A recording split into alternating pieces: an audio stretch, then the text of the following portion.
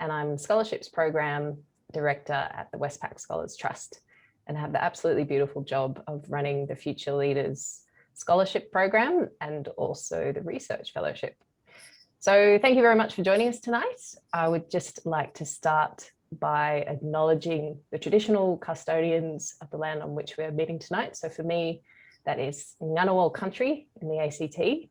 And I would like to pay my respects to their elders past, present and emerging. Now, I'm very fortunate tonight to be joining you with a lovely little team of people. So you won't just be staring at my face all night. There'll be other folks joining me. First up, I just wanted to introduce you to my lovely colleague, Lauren Hill. Do you just want to say a quick hi, Loz? Hi, thanks, Rach. I'm joining you from Gurungai country and looking forward to facilitating the Q&A tonight. Thank you, Loz.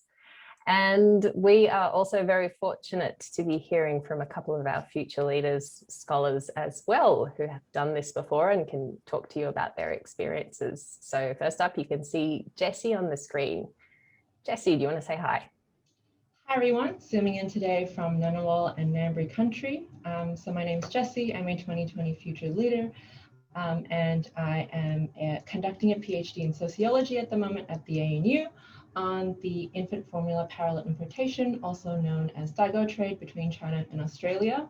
And so I decided to work on this topic because despite the fact that this industry generated billions of dollars a year, there was really little research about this form of trade, and I really wanted to understand the reason why people decided to become a Daigou shopper in Australia.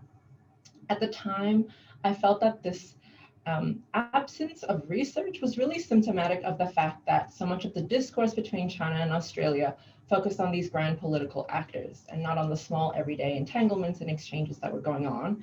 And I wanted to hear and learn more about the lives of these shoppers and what we could learn about China-Australia connections from them as well. Really grateful and really happy to be here and look forward to hearing some of your questions and sharing about my experience of the scholarship with you all as well. Thank you so much for Jessie. As you'll learn a little bit later, one of our core focus areas is Australia-Asia ties, and Jessie's broader purpose for her studies absolutely ties in to that one purpose of the Trust. Next up, I want to introduce to you Harry Carpenter. Hi, Harry.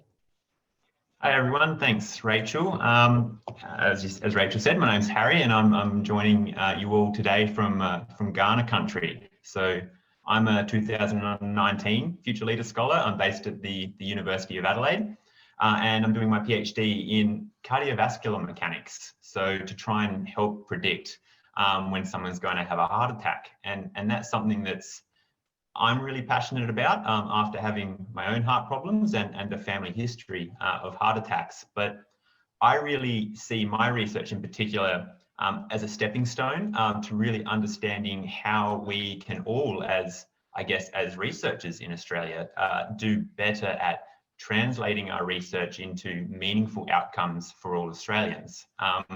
And I really hope we can give you some insights into the scholarship today. So I'll pass back to you, Rach. Thank you so much, Harry. So another focus of the Trust is technology and innovation, and Harry's PhD very much ties up into that key priority as well. Now, next up, I just want to find out a little bit more about who's joining us tonight. So what we're going to do, we're going to pop up a little poll on the screen so we can find out a little bit more about where you're at in your studies and where you're from, and then hopefully that can help us inform the way we run the program tonight. So please pop through your answers into the poll. We can get to know you a little bit better. Now, while you're doing that, I just want to take you through some housekeeping. As we mentioned earlier, the Q&A will be at the end of this session, and you can ask your questions anytime during the session just by navigating your mouse to the bottom toolbar of your screen and just clicking on Q&A, typing in your question. If you find that we answer your question later on during the presentation, no worries. The lovely Lauren will be moderating the questions and just making sure that the questions are relevant for everybody. And of course, I'm sure you do have a lot of questions, and some of them we won't be able to answer tonight, but fear not. We will be reviewing those questions, and if they don't already appear on our FAQ page, we will be answering them, but also we encourage you, if you have a really gnarly one that's specific to you to reach out to us on our email address, and we will respond to you through that. So the other thing is, if you're having any technical issues at all, we do have folks to support you with that as well, and you can reach them just by popping your issue in the Q&A bar once again, letting them know what the problem is. And if all goes to custard, we are recording this whole thing, so you can actually grab it anytime afterwards. We'll be distributing it to you. We'll also be putting it up on our website. So in terms of what we're going to be discussing today, we'll do a quick intro on the Westpac Scholars Trust and what we're all about, so you get a bit of the background from us. Very soon we'll also be talking about eligibility. Obviously that's really important. You don't want to waste a night of your time if you're not eligible for the program, so we'll talk about that up front, and you can drop off if you realize that you're not eligible for the program. Then we'll give you some more information about the Future Leaders program and the application and selection process, and Jessie and Harry will be able to give you some awesome insights through that, and at the very end we will have Q&A. So I just want to have a little look at where you guys are all at. So I've got a bunch of you undergraduate final year, that's great. So potentially looking at starting up next year, and some before final years, that's very proactive of you. Obviously you won't be applying for next year's Future Leaders Scholarship Program, but later on down the track. Postgraduate, that's great.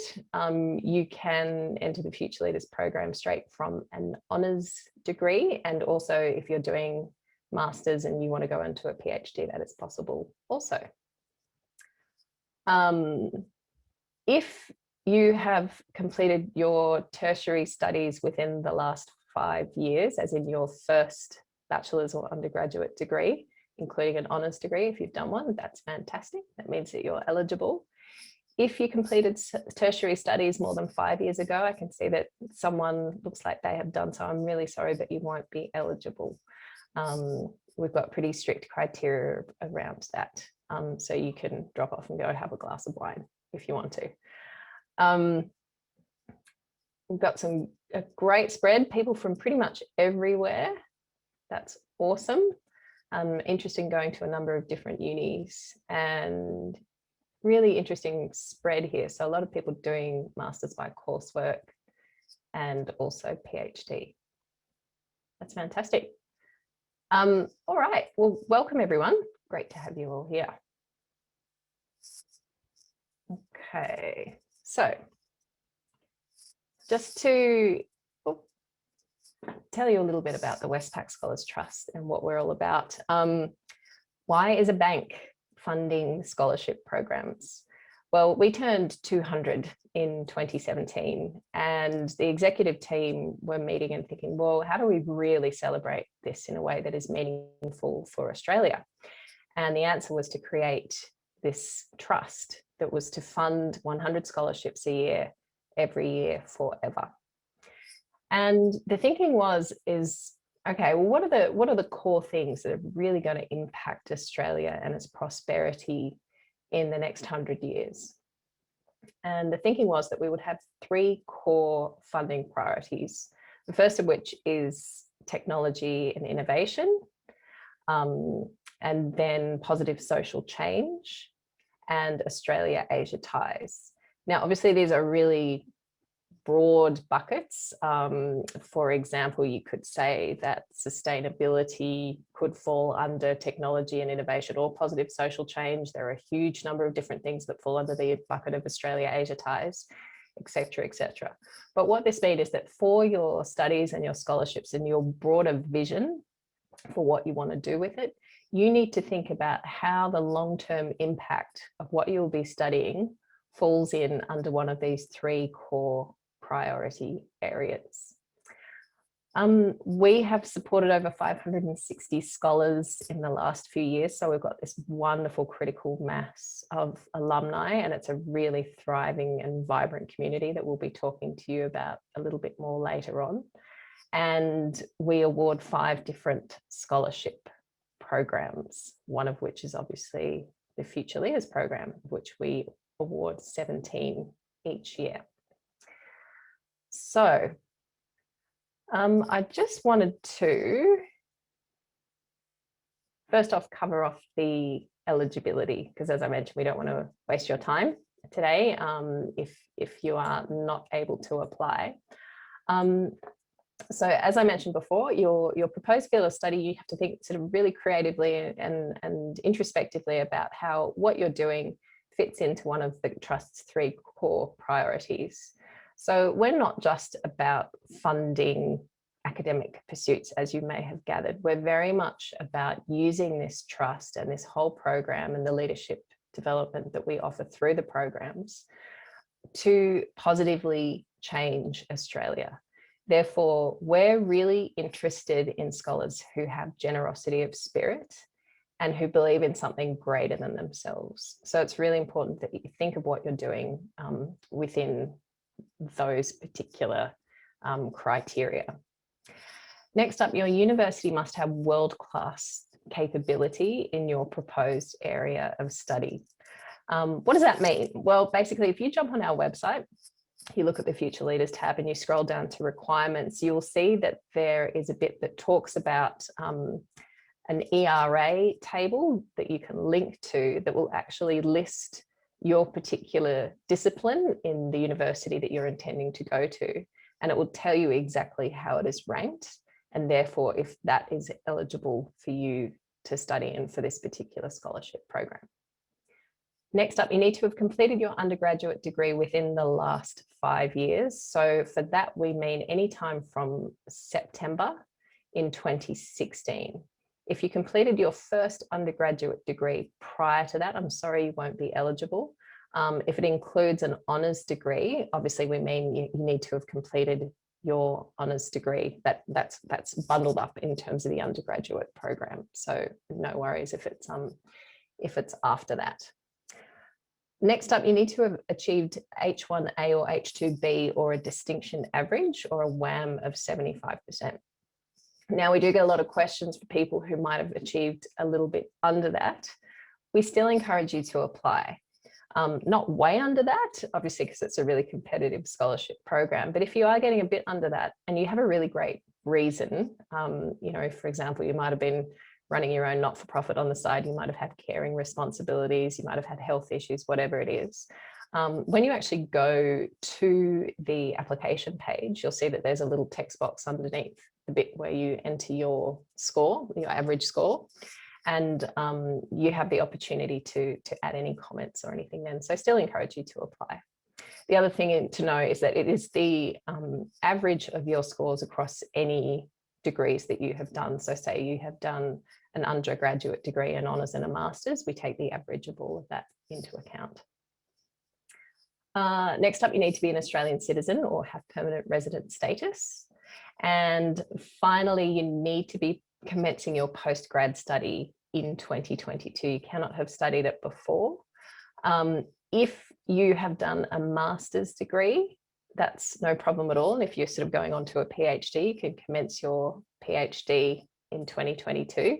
That's fine, so long as your PhD is a new topic for you, not just a continuation of your master's studies.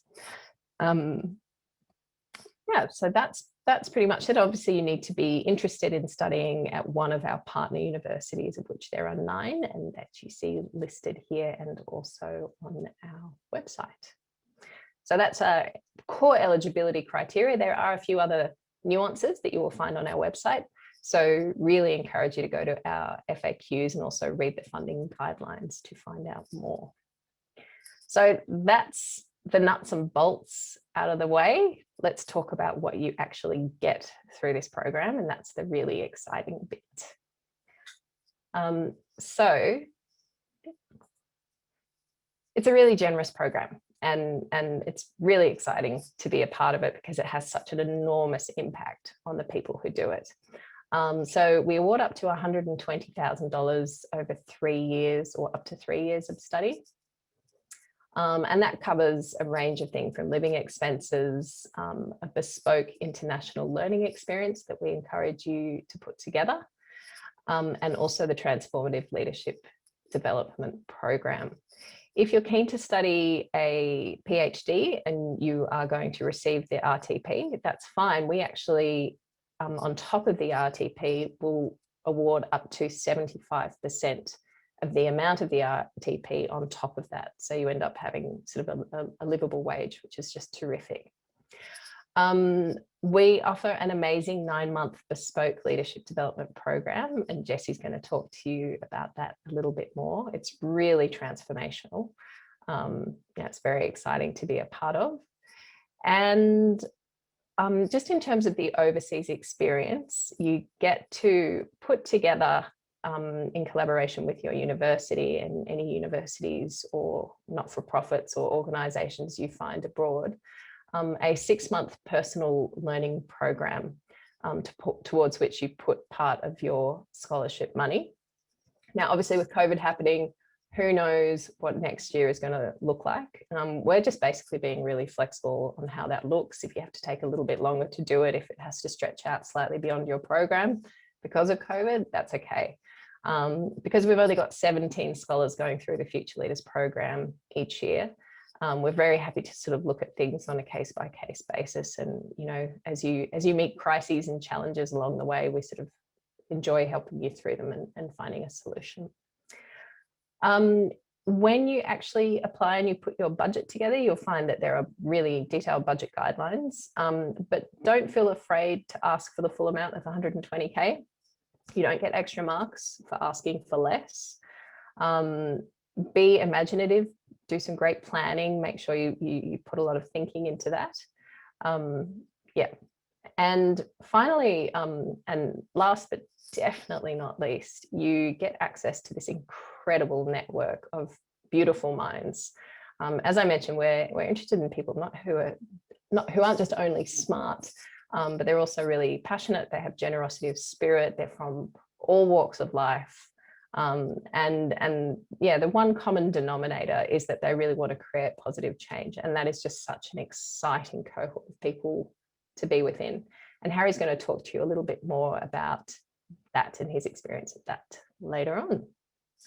So we're going to talk a little bit about the Leadership Development Program. It's a 9-month bespoke program, but to give you a bit more insight into that and get you all excited, we are going to get Jessie to speak. Thanks, Jessie.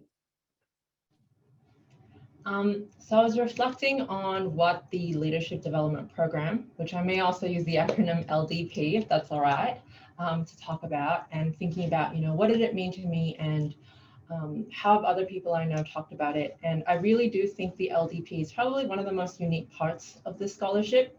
It really goes to the heart of what this scholarship is about, which is creating this time and space that's really dedicated to fostering and cultivating you. So I'm not sure who's on the Zoom call today, but if you're here and you have all of this passion and commitment and drive, but you have that imposter syndrome, you're not sure if you're a leader, if this is something you can do, and you're not sure if you should apply because you don't think of yourself as a leader, then I'm telling you that this opportunity is definitely for you and that you should apply for the scholarship. Harry put this really well when we spoke about this, which is that the selection committee are not necessarily selecting for existent amazing leaders, though you too should definitely apply, and I'll get to you in a moment. They're looking for people with potential, vision, and commitment who want to do something in the world and want to make that change and want to know how to best do that, I guess. How do you best cultivate yourself in those ways? And so for those of us who don't see ourselves as leaders, this leadership development program is a 9-month dedication to learning these different visions of leadership and learning that you're probably already leading in all sorts of ways that you don't know or recognize because they might not be how we normally conceptualize leadership. And so it's about giving you this time to build some of that confidence and learn a lot more about yourself. And for those of you, I guess, who feel you're already leaders, then I think you'll get so much out of this experience as well. I feel that so many of us are so busy nowadays, and I'm sure that so many of you are constantly on the move, doing these really amazing things, but don't often leave that much time or have the energy to just reflect. And so what you're getting in this leadership development program then is just that time to slow down, to reflect on your routines, your practices, habits, biases, values, and really center on what it is you want to achieve in the world, what you think is important, and being guided through that experience and process with your peers, and also learner development professionals as well. Yeah, it is really a very unique and wonderful opportunity to learn about yourself, and also, I would say, to meet all the other wonderful people in your cohort, and the food they serve you is really good as well. So yeah, it's a really great experience. Back to you, Rachel. Thanks so much, Jessie. It's awesome to hear you got so much from it. I have to say it's a pretty common refrain. Everyone gets an enormous amount from it. And I was really fortunate myself to do the program in 2019 with Harry. And it's nothing short of transformational. So obviously it's a really intense program. I'm actually just going to show you what it looks like. On a normal year, obviously 2021 has not gone to plan. But normally you would have a 1-week intensive program in Sydney in February, and then a 3.5-day program again in Adelaide towards the middle of the year. That hasn't happened this year, so we're actually going to run this whole program again for the 2021 scholars in 2022, and we'll be running it for the 2022 scholars separately as well. One of the great things about the programs is because you've only got 17 scholars, you get to know each other really, really well. And there's, yeah, putting it funnily, but there's kind of nowhere to hide. It gets pretty personal at times, and it's very reflective, and it's wonderful to be able to create a space where everyone feels really free to say whatever they want, explore whatever they want to help them to grow as individuals and as leaders. So next up, we're going to talk about the W100 Scholars Network, and I'm actually just going to throw straight to Harry for this one, who's played an integral role in making the network as wonderful as it is. So thanks so much, Harry. Oh, thanks, Rachel. It's very kind words. So yeah, the W100 network, which is well over 500 scholars now, which is incredible. And the word, I guess, community gets used a lot when we talk about the W100 network, because it really is just that. It's a community. And access to that community is really one of the greatest assets to a Westpac scholarship. And I think some of those stats on the screen sort of say a lot about that, with access to opportunities and networks that scholars would otherwise really have not had. But it's a lot more than that. And the W100 network really provides this structured opportunity to generate real and lasting connections with scholars who have very diverse backgrounds, perspectives, and skill sets, and scholars across 5 different streams, with the young technologists, Asian exchange, research fellows, social change, and of course, the future leaders, who are all driven to contribute to help shape a better future for all of us. And I wanted to give you just a couple of examples about some of those opportunities that come out of the network.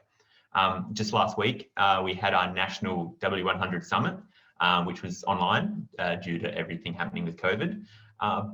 But we were fortunate to have a brilliant imagination lecture by Noel Pearson, who is an activist, a lawyer. He's the founder of the Cape York Partnership and Good to Great Schools Australia, who spoke very openly and candidly about his role in the development of the Uluru Statement, about leading from the heart, and to paraphrase some of our W100 Executive Committee, about the need for leadership that isn't afraid to ruffle some feathers. And on top of that, scholars had the opportunity to really speak with him after the lecture, and those sort of opportunities are just incredible through the network. On a much more personal level for myself, the W100 network enabled me to connect with social change fellow Sarah Prime here in South Australia, and travel to the Eyre Peninsula to be a part of her Next Gen of Eyre program, which works with youth in our regional communities to really empower them with the influence to drive social and entrepreneurial change in their communities, to help strengthen their rural communities. And that's something I feel very close to after growing up on Kangaroo Island. And that's something that is very, very different from my research topic on heart attacks. But that is why I think this scholarship is so much more than just your study and your research. But most of all, the W100 network really is this opportunity to put into practice the leadership skills that you will develop through the LDP that Jessie and Rachel just spoke about, to really get a chance to lead and inspire a community who are volunteers in this sense, which is never easy, but to also challenge your way of thinking or to challenge someone else's, to be wrong or to have difficult conversations, all in a supportive environment that this W100 community provides, because you really do get out of that opportunity what you put in. So I would invite you to think about what it is you both want to get out of and contribute back to this W100 community throughout the application process. It's a really insightful process. And I think with that, I'll pass it back to you, Rach. Awesome. Thanks so much for that, Harry. I think what's really special about the W100 is it's very much scholar-led and scholar-driven. And as a result, there are so many activities and events and learning opportunities that come from scholars knowing exactly what it is that you guys need to grow as leaders and grow your networks and also just have fun. But then on top of that, we've got this amazing resource of Westpac, which means that from a professional development perspective, from a network of amazing leaders around the country and even internationally, we've just got this wonderful opportunity to turbocharge your leadership journey through the networks that we can provide also. But I think what's so cool is that as the scholarship cohort gets older and moves on in their careers, you guys are kicking more and more wonderful, wonderful goals and become a resource then that the younger W100 members can draw upon as well. And that's super exciting. So now we're going to talk about the actual application process. Obviously, applications are open now. And we thought rather than me just talking through it, I might give you some more nuts and bolts a little bit later. It would be really useful to hear from Jessie and from Harry as well about their experience of going through the process. So I'm actually first just going to throw to Jessie to take you through what her experience of that written application process was like and offer up any tips for you guys. Over to you, Jess. Thanks, Rachel. So the first step, as Rachel just outlined, is the application itself, the written application that is. Because all the due dates and technical details are on the website, I'm not going to go into that. And so I thought what would be most helpful perhaps is if I just reflect on my own experience and share with you guys 3 things I guess I wish I knew before I started my application that I think might be hopefully helpful for you all here tonight. So my first piece of advice is probably to start early. Go and look at the requirements and the questions you have to answer in the application tonight.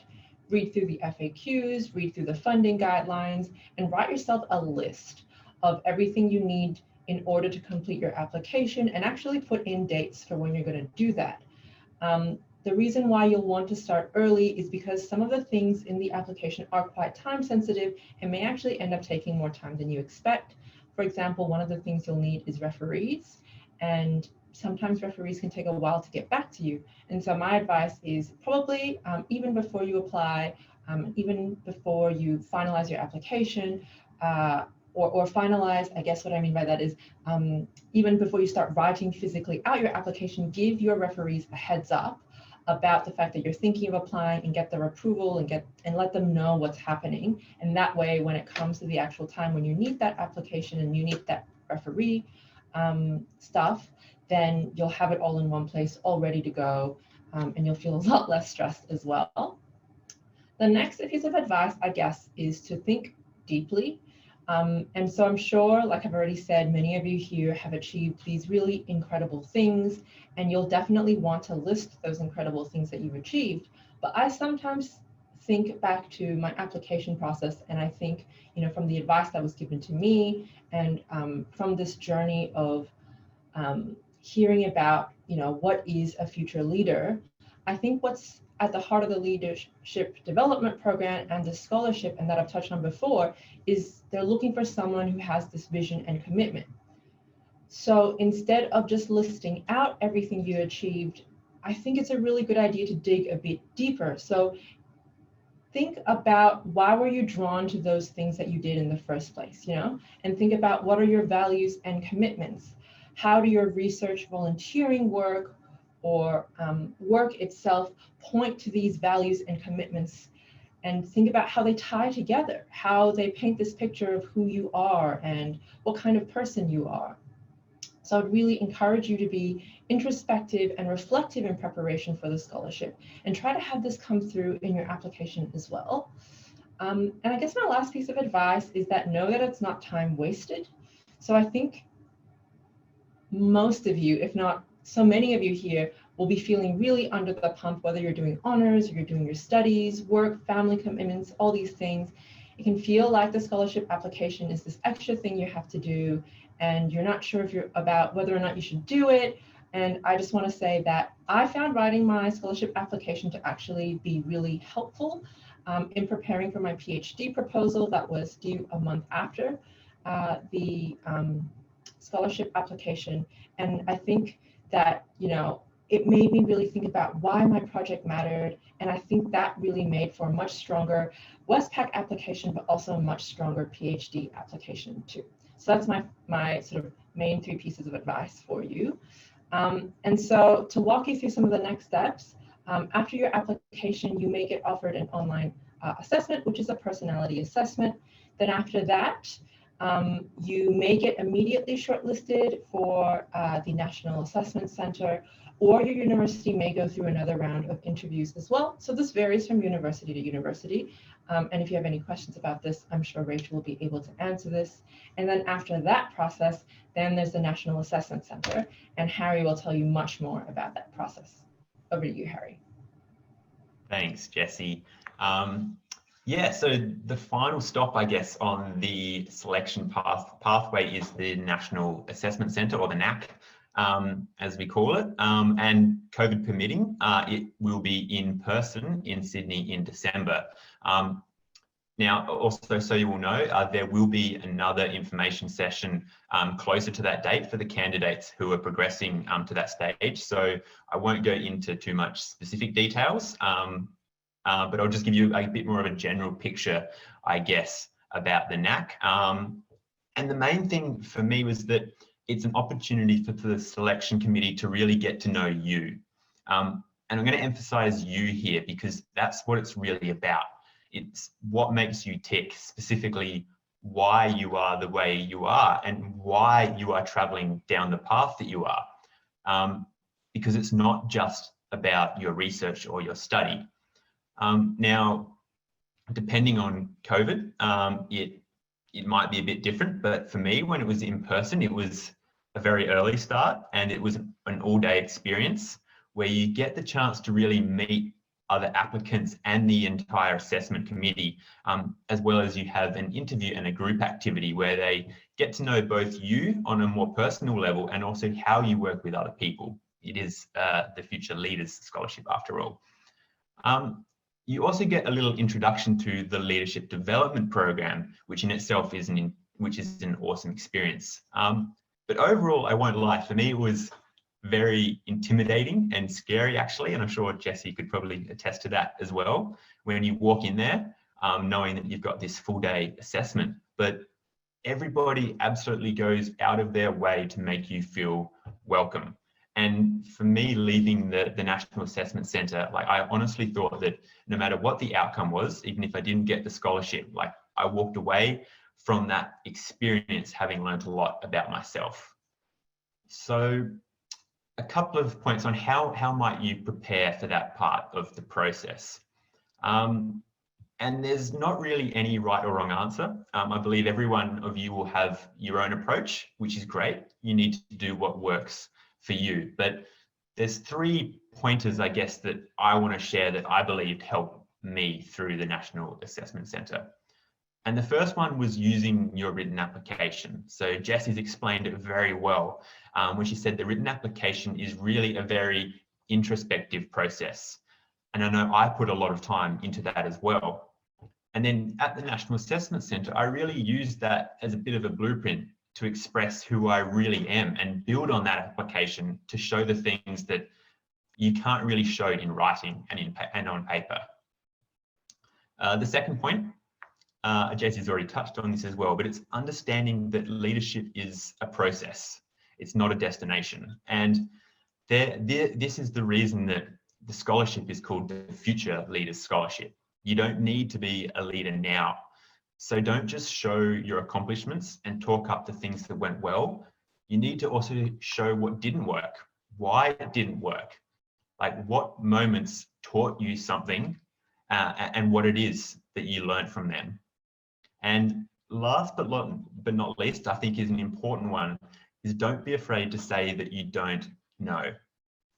It's powerful admitting that you don't have an answer, because none of us have an answer all the time, but also don't be afraid to explain why you don't. So I hope they might help, and I might pass it back to Rachel now. Thanks so much for that, Jesse and Harry. Really, really juicy tips in there. And I just want to let you know that this whole process might seem a little bit intimidating, and you might be a bit starstruck by Jesse and Harry. I always am, and by all our scholars, but I need to tell you something really, really important. The vast majority of people who become scholars don't think that they will win the scholarship. Humility is actually a core part of good leadership, because it goes hand in hand with curiosity and teamwork and listening to other people. So if you're sitting there thinking, oh my God, I don't think this is me, I don't think I could do it, you'll be joining the ranks of pretty much every other future leader scholar who has ever walked before you. So please don't put yourself down and give it a crack, and just think about what it is that you want to achieve, even if you don't feel like you have achieved much, and sort of throw your passion and your thinking and your research and your studies into that. Now, before we go to the Q&A, I did just want to share with you some little tips and tricks that we have gathered from some of the assessors, and I'm just going to read them out to you. Some of them might just seem common sense, but you'll find that actually there are a lot of people who don't do these things. So I just wanted to share them with you now. Maybe grab a pen and a paper. Otherwise, we'll try and send these out to you if you register your interest on our website for the scholarship program, if you haven't done that already. So first up is make sure you do a spell check and use proper grammar with your written applications. Make sure that you answer all parts of the question. Read them really carefully and address each one with really good examples. Consider how your vision and your studies are linked to our 3 priority areas that we discussed earlier. Going back to referees, as Jesse said, make sure you put a lot of effort into picking the right people and ask early. And it can even be worthwhile asking more than 2 people. We do ask you for 1 academic, 1 personal reference.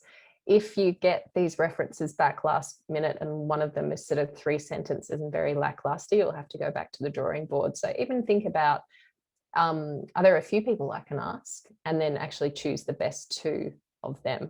And you'll find those templates for the referees and what we're asking for specifically on the website. In the written application, never use refer to above in answering questions. You have to answer each question in isolation, because assessors will look at each question in isolation. Make sure you stick to the rules and of the word limits and the attachments. Don't try and attach more than we ask you for. And also use language that is as non-specialist as possible, so that anyone from any discipline can have some understanding of what it is that you are studying. Make sure you save as you go. Our online application platform is good, but just in case it's having a bad day that day, just make sure you're backing things up as you go so that nothing goes wrong. Also, just to get a better idea of who we are and what we stand for, a great thing to do is check out our other scholars. So if you go to our website, there's actually, you can actually look at lists, every single scholar we've ever awarded. You can read a little bit about them. And if you want to reach out to one of them on LinkedIn, ask them for a coffee, pick their brains. They're wonderful, generous souls. And so I'm sure they'd be happy to speak with you. I'm just thinking Jessie and Harry might be hit up for a few coffees or virtual coffees in the future.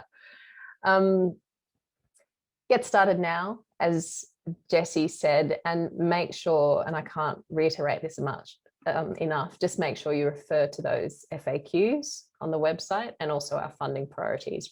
Read them well, read them again. And if all else fails, you can always reach out to us on our email to ask us any further questions. But for now, I'd just like to invite Jessie and Harry back, and also Lauren, who'll be moderating for Q&A from you guys. So it's over to you. Looking forward to hearing what you're curious about. Thanks, Rach. Yeah, the Q&A has been buzzing with loads of questions, really great questions from everyone. So thanks for sending those in. So a few people have asked, is there an age limit for applications? Great question. No, there isn't. The one constraint is that, you need to have finished your first undergraduate degree within the last 5 years. Generally speaking, our scholars for the Future Leaders are in their 20s, but we have had scholars up to the age of 40, and they are all awesome and they are all welcome. Next question. Would international applicants be eligible to apply? No, I'm sorry. So Aussie passport holders or permanent residents only. Great. We have a question from Eden here. For the WAM, are courses weighted by unit credits or level or year level of each course? That's a great question. I'm not 100% sure on that. I think you actually calculate your WAM through your university. Do you guys know how that works out? No, from Harry and Jessie. Great question. It is a great question. We'll add that to the FAQs so that we can answer it for others. Thank you. Harry, you might be able to answer this. How important is the academic excellence component compared to the rest of the criteria in the application process?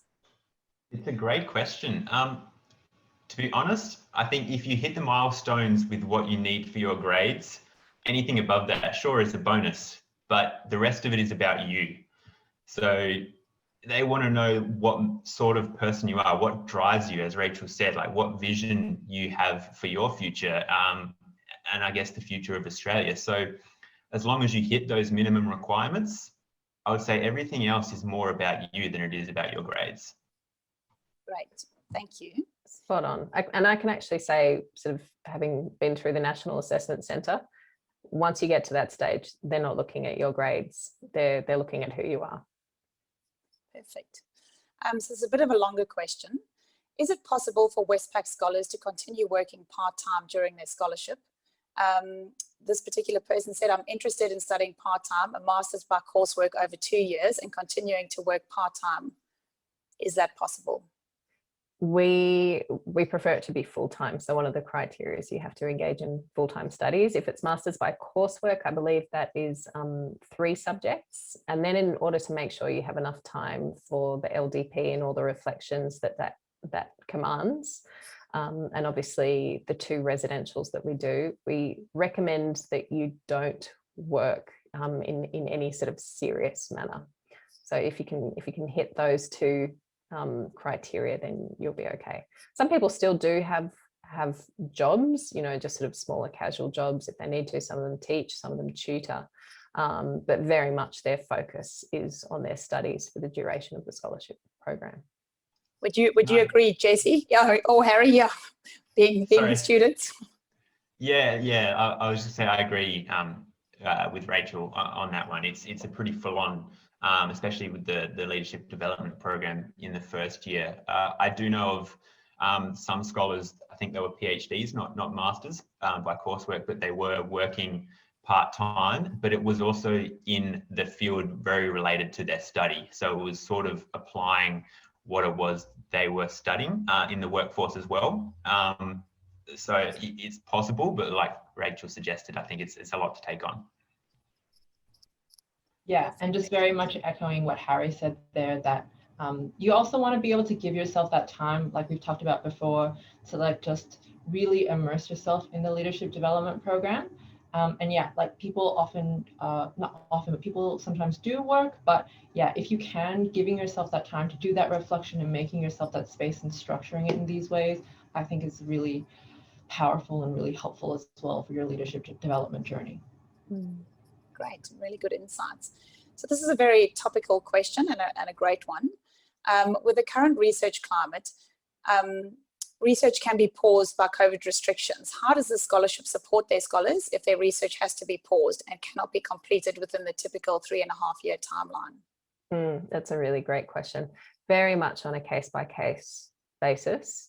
We have had a few people whose labs have had to shut down for a certain period of time, and we just work together with the scholar and their university to figure out a way to make sure that they're supported through the process. It's one of the joys of having smaller cohorts, is we can do that. Has anyone ever deferred their scholarship? Nope. Sorry, you can't do it. Was a short answer, straight answer? Yes. So if you apply for the 2022 round, you need to start in 2022. If you're thinking of deferring, don't apply for 2022, apply for 2023. Great, thanks, Rach. So Jessie or Harry, you might like to pick up this question.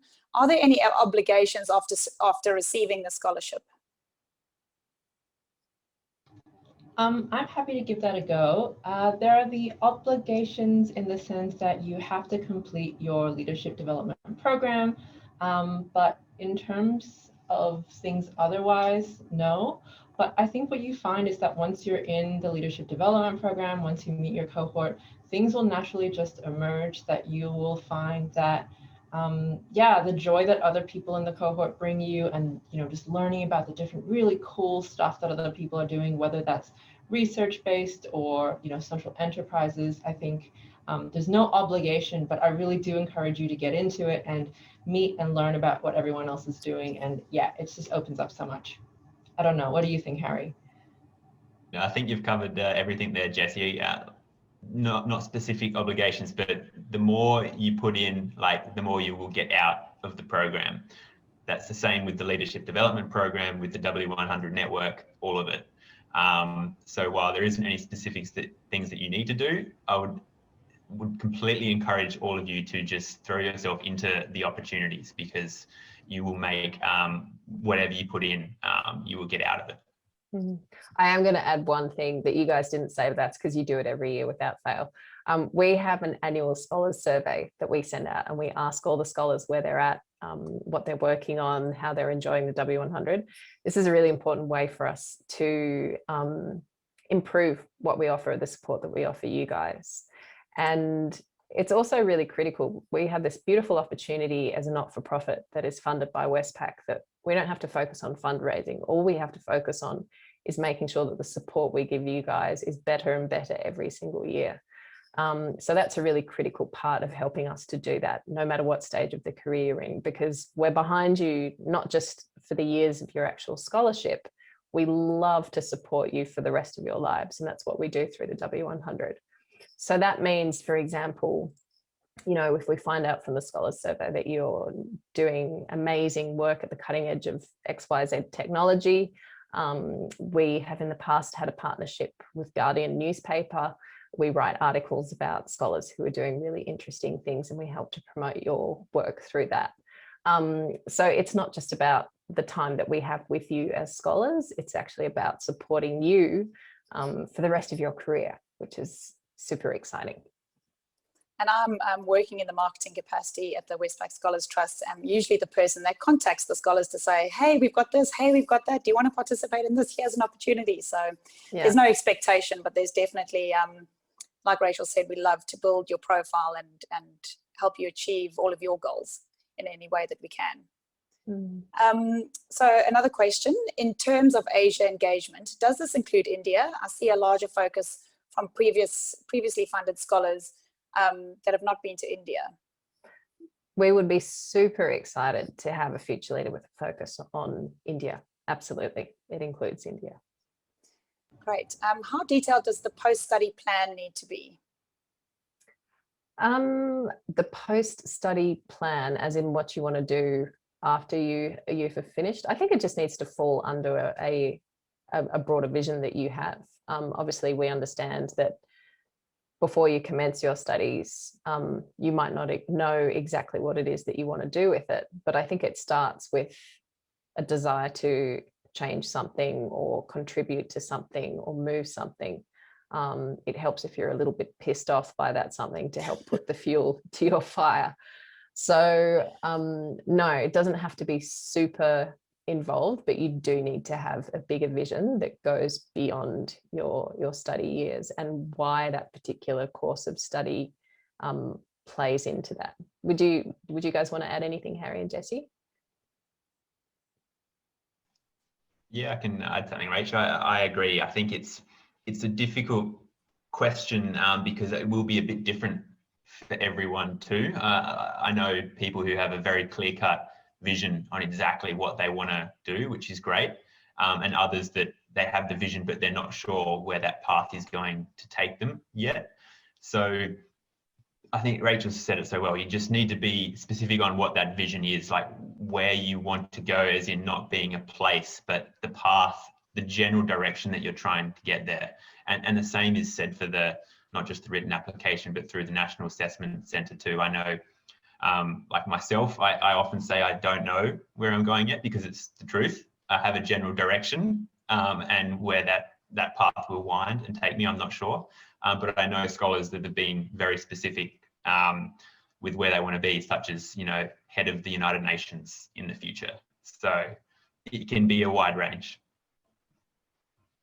I no longer have anything to add. I think Harry's done a great job. I think just the idea of, we all, the world is such a changing place as well. We don't know exactly what's in store for any of us, but I think, if your values and commitments are centered and clear, I think that will be the main thing that you will want to show in your application and what you yourself will want to think more deeply about and reflect on as well.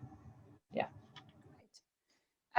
Jessie, I might just ask this one to you as well. Just in terms of your referees, what was required of them and what did you hope to see in your letters that you received back? I can't remember the exact details, but I think there are, I think Rachel might be able to give you a bit more details, but in terms of in terms of picking people, maybe this would be my tangential way of answering this question. I would pick someone who knows you well.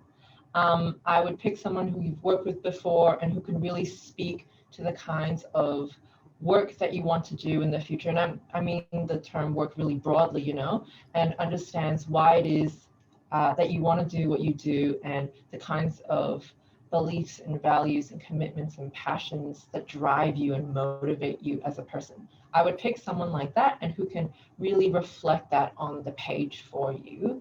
In terms of the specificities, I think Rachel might be able to tell you a little bit more. Sure. Actually, for the specifics, if you jump on the website, there is a template for your referees, and there are 3 points through their reference that we ask them to address. So jump on the website and you can download them.